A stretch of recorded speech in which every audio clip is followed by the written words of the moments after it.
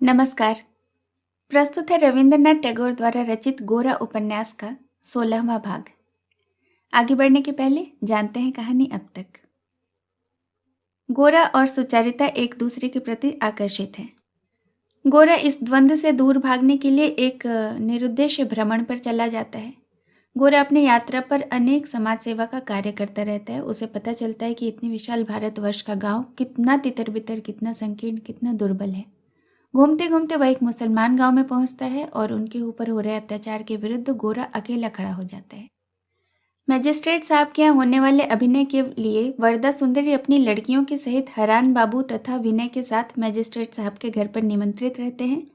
पंडाल लग गया है और वे सभी सरकारी डाक बंगले में ठहरे हुए हैं। गोरा गांव वालों को इंसाफ दिलाने के सिलसिले में यही मैजिस्ट्रेट साहब के सामने आकर खड़ा हो जाता है। मैजिस्ट्रेट उसे खबरदार कहते हैं कि अगर वह गांव वाले के मामले में पड़ेगा तो अच्छा न होगा। वहाँ कुछ घटनाएं ऐसी घटित होती है जिससे गोरा अपने स्वेच्छा से हवालात में बंद हो जाता है। अब सुनते हैं आगे की कहानी। विनय ने आज सवेरे पुलिस के साथ गोरा के झगड़े का सारा किस्सा ब्यौरेवार सुना दिया। सुचारिता स्तब्ध बैठी रह गई। ललिता की गोद से सिलाई नीचे गिर गई और उसका मुंह लाल हो आया। वरदा सुंदरी ने कहा, आप कोई चिंता न कीजिए विनय बाबू, आज शाम को ही मैजिस्ट्रेट साहब की मेम से मैं गौर बाबू के लिए बात करूंगी। सुधीर ने कहा, उसके बचाव के लिए कुछ तो प्रबंध करना होगा। जमानत पर छुड़वाने और वकील नियुक्त करने के बारे में गोरा ने जो आपत्तियां की थीं, विनय ने वह सब बता दी। सुनकर हरान बाबू चिढ़कर बोले, यह सब बेकार की हेकड़ी है। ललिता के मन का भाव हरान बाबू के प्रति जैसा भी रहा हो, पर अब तक वह उनका सम्मान करती आई थी और कभी उनके साथ बहस में नहीं पड़ी थी। आज जोर से सिर झटक कर बोल उठी, बिल्कुल बेकार नहीं है। गौर बाबू ने जो किया है बिल्कुल ठीक किया है। मैजिस्ट्रेट सिर्फ हमको दबाता रहेगा और हम अपनी रक्षा खुद करेंगे। उसकी मोटी तनख्वाह जुटाने के लिए टैक्स भी भरना होगा और फिर उससे अपने जान छुड़ाने के लिए गांठ से वकील को फीस भी देनी होगी। ऐसा इंसाफ पाने से तो जेल जाना ही अच्छा है। हरान बाबू ललिता को अब तक बच्चा ही समझते आए थे। उन्होंने कभी कल्पना भी नहीं की थी कि उसकी भी कोई राय हो सकती है। उसी ललिता के मुंह से तीखी बातें सुनकर वह हक्के बक्के रह गए। फिर उसे डांटते हुए बोल उठे, तुम ये सब बातें क्या जानो? जो 2-4 किताबें रट कर कॉलेज पास कर आए हैं, जिनका न धर्म है न धारणा, उनके मुंह से गैर जिम्मेदाराना और पागलपन की बकवास सुनकर तुम्हारा सिर फिर गया है। यह कहकर हरान बाबू ने कल शाम को मैजिस्ट्रेट के साथ गोरा के साक्षात्कार की बातें, उनके साथ जो मैजिस्ट्रेट की बातचीत हुई थी, उसका पूरा ब्यौरा सुना दिया। विनय को घोषपुर गांव का मामला मालूम न था। बात सुनकर वह शंकित हो उठा। उसने समझ लिया कि गोरा को मैजिस्ट्रेट सहज ही न छोड़ेंगे। जिस मतलब से हरान ने बात सुनाई थी उससे ठीक उल्टा असर हुआ। गोरा को देखने की बात जो अब तक उन्होंने छिपाकर रखी थी, उससे जो ओछापन छलकता था वह सुचारिता को चुभ गया। गोरा के प्रति उनकी प्रत्येक बात से व्यक्तिगत ईर्ष्या टपकती थी। गोरा की इस मुसीबत के समय उनके व्यवहार के कारण सभी को उनके प्रति एक घृणा हुई। सुचारिता अब तक चुप ही थी। कुछ कहने को उसका मन अकुला रहा था, किंतु अपने आप को रोककर वह किताब खोलकर कांपते हाथों से उसके पन्ने पलटने लगी। ललिता ने उद्दत भाव से कहा, हरान बाबू की राय में और मैजिस्ट्रेट की राय में चाहे जितनी समानता हो, घोष बाबू के मामले में गौर बाबू की बड़ाई ही साबित होती है। छोटे लाल साहब आज पधारेंगे, इसीलिए मैजिस्ट्रेट साहब ठीक 10:30 बजे इजलास पहुंच गए, जिससे दिन का काम जल्दी निपट जाए। लड़कों के कॉलेज की ओर से पैरवी करते हुए सातकौड़ी बाबू ने अपने दोस्त को भी बचाने की चेष्टा की। मामले का रुख देखकर उन्होंने समझ लिया कि अपराध स्वीकार करना यहाँ फायदेमंद होगा। लड़के मनचले होते हैं, वे अभी निर्बोध हैं, इत्यादि दलीलें देकर उनकी ओर से उन्होंने क्षमा प्रार्थना की। मैजिस्ट्रेट ने विद्यार्थियों को जेल ले जाकर प्रत्येक की उम्र और उसके अपराध के अनुसार 5 से 25 तक की बेते लगाने की सजा सुना दी। गोरा का कोई वकील नहीं था। खुद अपनी पैरवी करते हुए पुलिस के अत्याचार के बारे में उसके कुछ कहने की शुरुआत करते ही मैजिस्ट्रेट ने तिरस्कार पूर्वक उसे रोक दिया। और पुलिस के काम में हस्तक्षेप करने के अपराध में उसे 1 मास की कठिन कारावास की सजा सुनाते हुए यह भी कहा कि इतनी हल्की सजा देकर वह विशेष दया दिखा रहे हैं। सुधीर और विनय अदालत में उपस्थित थे। विनय गोरा के मुंह की ओर देख नहीं सका, मानो उसका दम घुटने लगा। वह जल्दी से कचहरी के बाहर निकल आया। सुधीर ने उससे डाक बंगले पर लौटकर भोजन स्नान करने का अनुरोध किया, पर वह उसे अनसुना करके मैदान पार करते करते राह में ही एक पेड़ के नीचे बैठ गया और सुधीर से बोला, तुम डाक बंगले लौट जाओ, मैं बाद में आऊँगा। सुधीर चला गया। कितना समय ऐसे ही बीत गया, इसका विनय को होश न रहा। सूर्य शिखर से पहुंचकर पश्चिम की ओर उतरने लगा था, तब एक गाड़ी ठीक उसके सामने आकर रुकी। मुंह उठाकर विनय ने देखा सुधीर और सुचारिता गाड़ी से उतरकर उसकी ओर आ रहे थे। वह जल्दी से उठ खड़ा हुआ। सुचारिता ने पास आकर स्नेह भरे स्वर में कहा, विनय बाबू चलिए। सहसा विनय ने लक्ष्य किया कि वे राह चलते लोगों के लिए कौतूहल का विषय बन गए हैं। जल्दी से वह गाड़ी पर सवार हो गया। सारे रास्ते कोई कुछ भी बात न कर सका। विनय ने डाक बंगले पर पहुंचते देखा कि वहां लड़ाई चल रही है। ललिता इस बात पर अड़ी हुई थी कि किसी तरह वह मजिस्ट्रेट के घर नहीं जाएगी। वरदा सुंदरी बड़ी मुश्किल में पड़ गई थी। हरान बाबू ललिता के इस असंगत विद्रोह के कारण क्रोधवश पागल हो रहे थे। वह बार बार कहे जा रहे थे, आजकल के लड़के लड़कियां न जाने क्यों कर ऐसे बिगड़ रहे हैं, कोई अनुशासन ही नहीं मानना चाहता। ऐसे गैर लोगों की संगत में फिजूल बातचीत करते रहने का यही नतीजा होता है। ललिता ने विनय के आते ही कहा, विनय बाबू मुझे माफ़ कर दीजिए, मैंने आपके निकट भारी अपराध किया है। तब आपने जो कहा था मैं कुछ समझ नहीं सकी थी। हम लोग बाहर की हालात बिल्कुल नहीं जानती, इसीलिए ऐसा उल्टा समझ लेती हैं। पान बाबू कहते हैं कि भारतवर्ष में मजिस्ट्रेट का यह शासन नियति का विधान है। ऐसा है तो फिर इस सत्ता को तन मन वचन से शाप देने की इच्छा जगाना भी उसी की नियति का विधान है। हरान बाबू बिगड़ कर कहने लगे, ललिता तुम। हरान बाबू की ओर पीठ फेर कर खड़े होते हुए ललिता ने कहा, चुप रहिए, मैं आपसे बात नहीं कर रही हूँ। विनय बाबू किसी की बात मत सुनिएगा, आज अभिनय किसी तरह नहीं हो सकेगा। जल्दी से वरदा सुंदरी ने ललिता की बात काटते हुए कहा, ललिता तू तो बड़ी अजीब लड़की है। विनय बाबू को आज नहाने खाने भी नहीं देगी क्या? 1:30 बज गए हैं, उसकी खबर है? देख तो उनका चेहरा कैसा सूख रहा है। विनय ने कहा, हम लोग यहाँ उसी मजिस्ट्रेट के मेहमान हैं, इस घर में मेरा स्नान भोजन अब नहीं हो सकेगा। वरदा सुंदरी ने विनय को समझाने की बड़ी कोशिश की, खुशामद भी की। लड़कियों को चुप देखकर उन्होंने बिगड़ कर कहा, तुम सबको हुआ क्या है? सुचि, विनय को तुम जरा जाकर समझाओ ना। हम लोगों ने वायदा किया है, इतने लोग बुलाए गए हैं, आज तो किसी तरह निभाना ही होगा, नहीं तो वे लोग क्या सोचेंगे भला, फिर कभी उनके सामने मुंह न दिखा सकेंगे। सुचारिता चुपचाप सिर झुकाए बैठी रही। नदी दूर नहीं थी। विनय स्टीमर घाट की ओर चला गया। स्टीमर लगभग 2 घंटे बाद छूटेगा। कल 8 बजे के लगभग कलकत्ता पहुंच जाएगा। उत्तेजित होकर हरान बाबू विनय और गोरा की बुराई करने लगे। सुचारिता ने जल्द से कुर्सी से उठकर साथ के कमरे में जाकर किवाड़ बंद कर लिया। थोड़ी देर बाद ललिता ने किवाड़ ठेलकर कमरे में प्रवेश किया तो देखा दोनों हाथों से मुंह ढके सुचारिता बिस्तर पर पड़ी है। ललिता ने भीतर से दरवाजे बंद कर लिए और सुचारिता के पास बैठकर धीरे धीरे उसके सिर के बालों को अंगुलियों से सहलाने लगी। बहुत देर बाद जब सुचारिता शांत हो गई, तब जबरदस्ती उसके हाथ चेहरे के सामने से हटाकर ललिता उसके कान से मुंह सटाकर कहने लगी, दीदी चलो, हम लोग यहाँ से कलकत्ता लौट चलें, आज मजिस्ट्रेट के यहाँ तो नहीं जा सकते। सुचारिता ने बहुत देर तक इस बात का कोई उत्तर नहीं दिया। ललिता जब बार बार कहने लगी तब वह बिस्तर पर से उठकर बोली, यह कैसे हो सकता है री? मेरी तो आने की भी इच्छा नहीं थी। जब बाबा ने भेज दिया है तब जिस काम के लिए आई हूँ वह पूरा किए बिना कैसे लौट सकती हूँ। ललिता ने कहा, बाबा ये सब बातें कहाँ जानते थे? जानते तो हमें यहाँ कभी रुकने को नहीं कहते। सुचारिता ने कहा, यह मैं कैसे जानूँ भला? ललिता, दीदी क्या तू जा सकेगी? कैसे जाएगी भला? फिर बन ठन कर स्टेज पर खड़े होकर कविता सुनानी होगी। मेरी तो जबान कट जाए तब भी बात नहीं निकलेगी। सुचारिता ने कहा, वह तो जानती हूँ बहन, लेकिन नरक यंत्रणा भी सहनी ही होती है। अब तो और कोई चारा नहीं है। आज का दिन जीवन भर न भूल सकूंगी। ललिता सुचारिता की इस बेचारगी पर बिगड़कर बाहर निकल गई। जाकर माँ से बोली, माँ, क्या तुम जा नहीं रही? वरदा सुंदरी ने कहा, तो पागल तो नहीं हो गई है? रात को 9 बजे के बाद जाना है।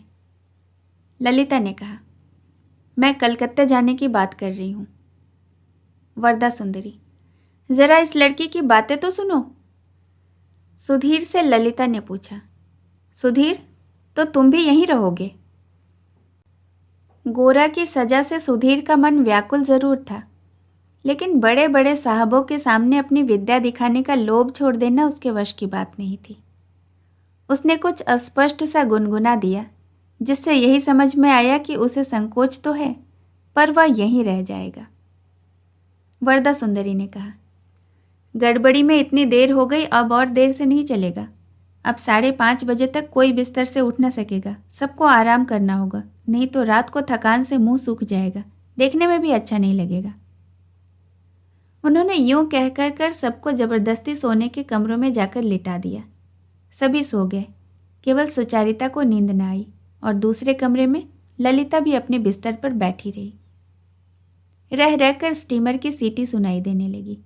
जब स्टीमर छूटने ही वाला था और खलासी सीढ़ी उठाने को तैयार थे, तब डेक से विनय ने देखा कि एक भद्र महिला तेजी से जहाज की ओर बढ़ती चली आ रही है।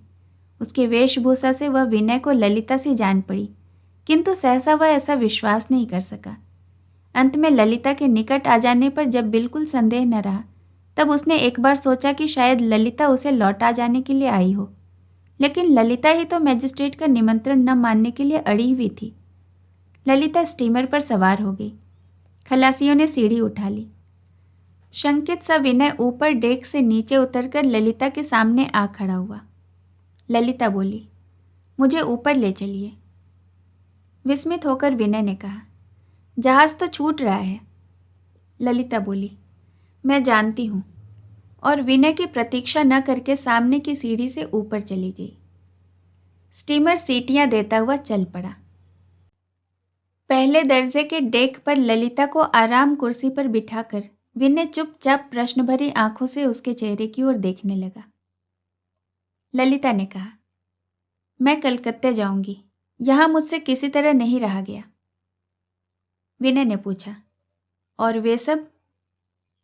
ललिता ने कहा, अभी तक किसी को मालूम नहीं है। मैं चिट्ठी रख कर आई हूं, पढ़ेंगे तो पता लगेगा।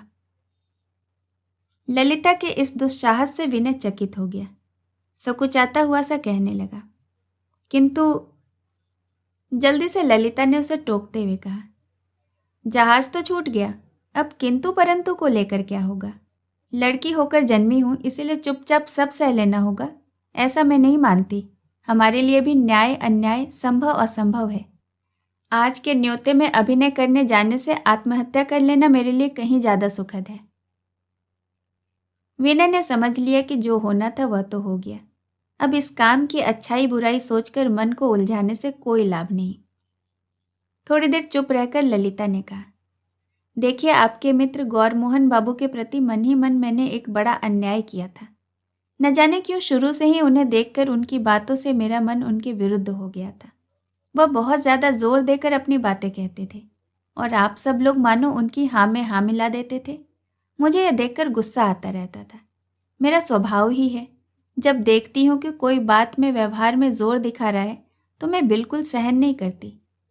लेकिन गौरमोहन बाबू केवल दूसरों पर जोर ही नहीं दिखाते, अपने को भी वैसे ही काबू में रखते हैं। यही सच्ची ताकत है, ऐसा आदमी मैंने नहीं देखा। ललिता इस प्रकार बोलती ही चली गई। केवल गोरा के बारे में उसे अनुताप हो रहा है, इसीलिए वह ये सब बातें कह रही हो, बात इतनी ही नहीं थी। वास्तव में उसने जोश में आकर जो काम कर डाला था, उसका संकोच ही उसके मन के भीतर उमड़ आना चाहता था। बार बार यह दुविधा मन में उठ जाती थी कि यह काम शायद ठीक नहीं हुआ। विनय के साथ स्टीमर में ऐसे अकेले बैठे रहना कितने असमंजस की बात हो सकती है, इससे पहले वह सोच भी नहीं सकी थी। लेकिन लज्जा दिखाने से तो यह मामला और भी लज्जाजनक हो जाएगा, इसीलिए वह प्राणपण से चेष्टा करके बातें किए जा रही थी। विनय के मुंह से कोई बात ही नहीं निकल रही थी। एक और गोरा का दुख, दूसरी ओर इस बात की ग्लानि को लेकर इस आकस्मिक परिस्थिति का संकट, सबने मिलकर विनय को मूक कर दिया था।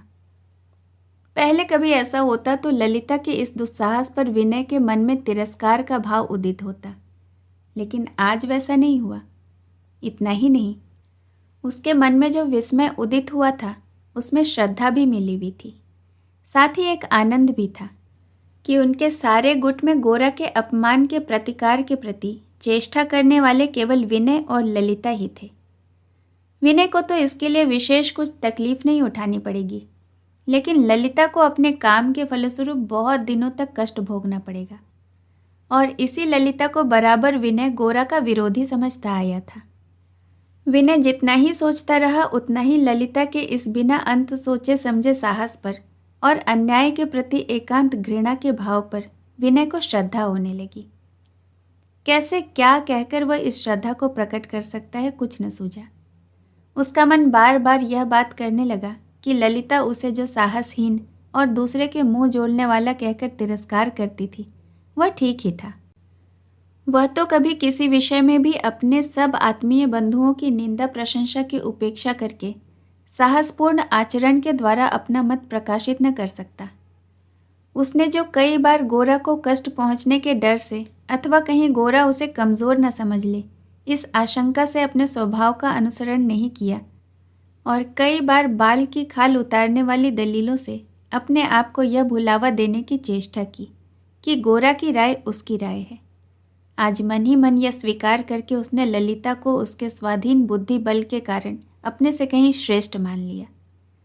इससे पहले वह मन ही मन अनेक बार ललिता की बुराई भी करता रहा है। वह याद करके उसे शर्म आने लगी। उसने यहाँ तक चाहा कि ललिता से क्षमा मांग ले, किंतु क्षमा कैसे मांगे वह यह भी नहीं सोच सका। ललिता की कमनीय स्त्री मूर्ति उसके आंतरिक तेज के कारण विनय की आंखों में ऐसी महिमामयी होकर दिखाई दी कि नारी के इस अपूर्व परिचय से विनय ने अपने जीवन को धन्य माना। अपने सारे घमंड, सारी क्षुद्रता को उसने इस माधुर्य मंडित शक्ति के आगे उत्सर्ग कर दिया। ललिता को साथ लेकर विनय परेश बाबू के घर पहुंचा। विनय के मन का भाव ललिता के बारे में क्या है, यह स्टीमर पर सवार होने तक वह ठीक ठीक नहीं जानता था। ललिता के साथ झगड़ा ही मानो उसके मन पर सवार रहता था। कैसे इस मनचली लड़की के साथ सुलह की जा सकती है, कुछ दिनों तक तो यही मानो उसकी दैनिक चिंता हो गई थी।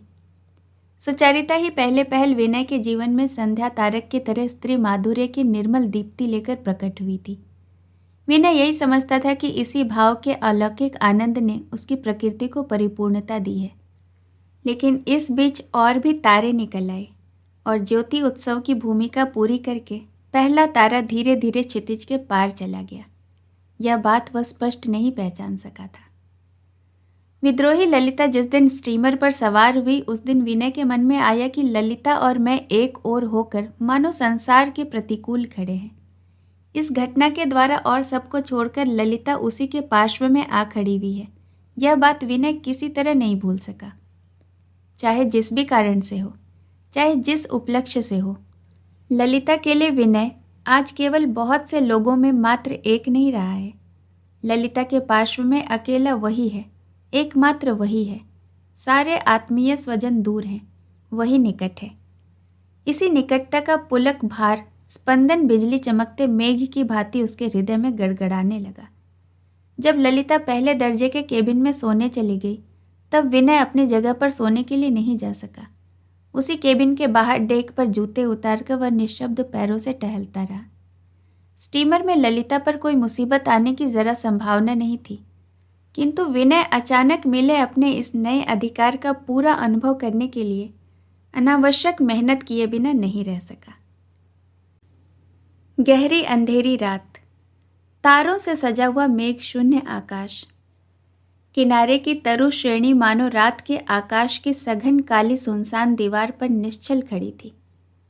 नीचे चौड़ी नदी की प्रबल धारा निःशब्द बह रही थी। उसी के बीच ललिता सो रही थी। और कुछ नहीं, यही सुखद विश्वास भरी नींद ही ललिता ने आज विनय के हाथों सौंप दी है। विनय ने किसी मूल्यवान रत्न की तरह इस नींद की ही रक्षा करने का जिम्मा लिया है। माता पिता, भाई बहन कोई वहां नहीं है। एक अपरिचित शैया पर ललिता अपनी सुंदर देह को लिटाकर निश्चिंत सो रही है। निश्वास प्रश्वास मानो उसी निद्रा काव्य को छंदबद्ध करते हुए शांत भाव से आ जा रहे हैं। उस निपुण कबरी की एक लट भी इधर उधर नहीं हुई है। उस नारी मन की मंगल कोमलता से मंडित दोनों हाथ संपूर्ण विश्राम से बिस्तर पर धरे हैं।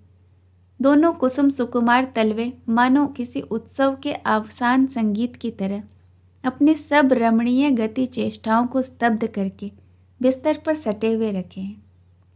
संपूर्ण विश्राम की इस छवि ने विनय की कल्पना को आच्छादित कर लिया।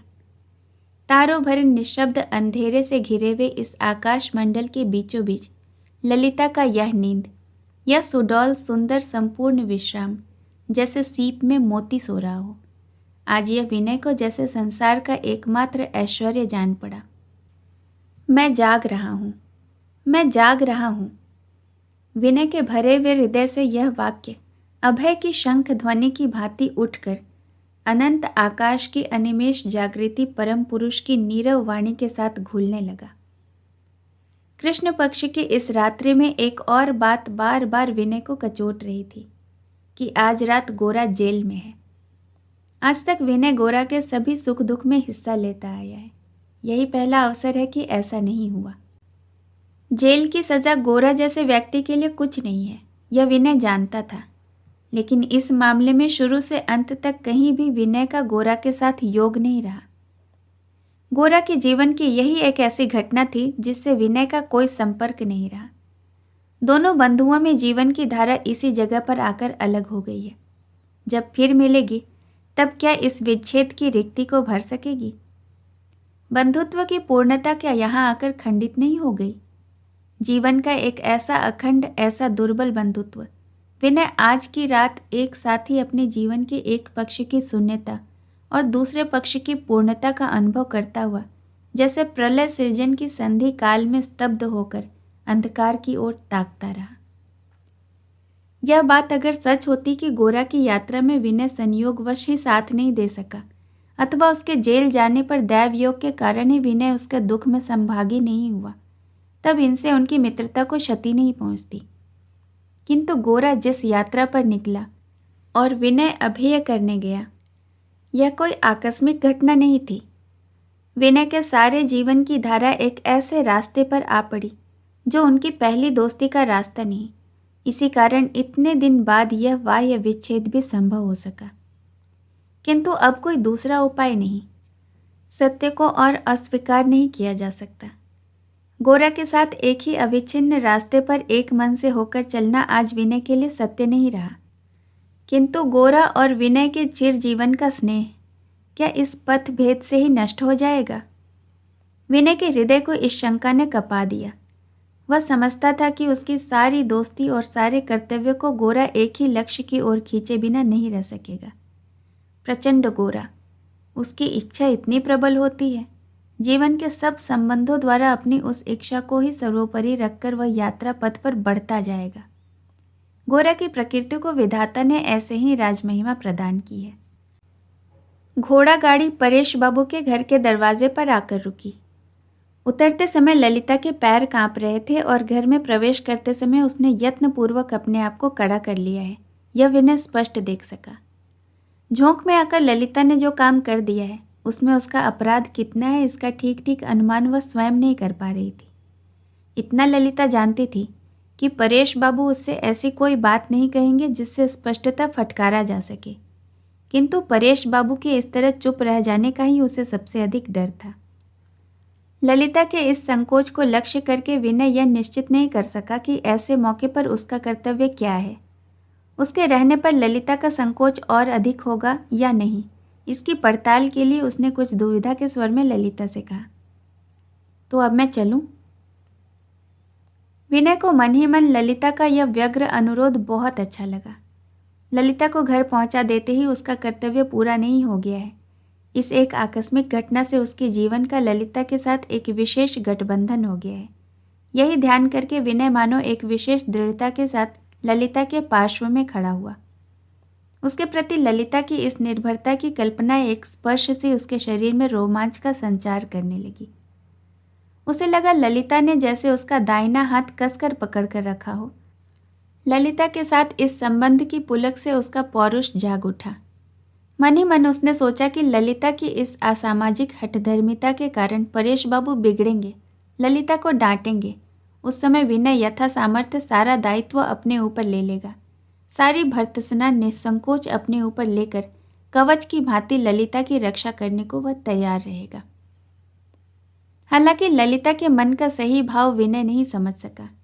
यह बात नहीं थी कि भर्त्सना की आड़ मानकर ही ललिता उसे छोड़ देना चाहती थी। असल बात यह थी कि ललिता कुछ भी छिपा कर नहीं रख सकती थी। उसने जो आकृत्य किया वह समूचा ही परेश बाबू आंखों से देख ले और उनका जो भी फैसला हो ललिता उसे पूरी श्रद्धा से ग्रहण करेगी, यही वह सोच रही थी। ललिता मन ही मन सवेरे ही विनय पर नाराज हो रही थी। उसका क्रोध असंगत है यह वह खूब जानती थी, लेकिन इससे वह कम नहीं हो रहा बल्कि और बढ़ रहा था। वह जब तक स्टीमर पर थी तब तक उसके मन की स्थिति बिल्कुल दूसरी थी। वह बचपन से ही कभी गुस्से में आकर तो कभी हट करके कोई ना कोई अजीब हरकत करती आई है, किंतु इस बार का मामला काफ़ी गंभीर था। इस निषिद्ध कार्य के लिए उसके साथ विनय भी मिल गया है। इससे एक ओर जहाँ उसे संकोच हो रहा था, वहीं दूसरी ओर एक आंतरिक हर्ष भी हो रहा था। यह हर्ष मानो उस निषेध की भावना की चोट से और भी उमड़ उठा था।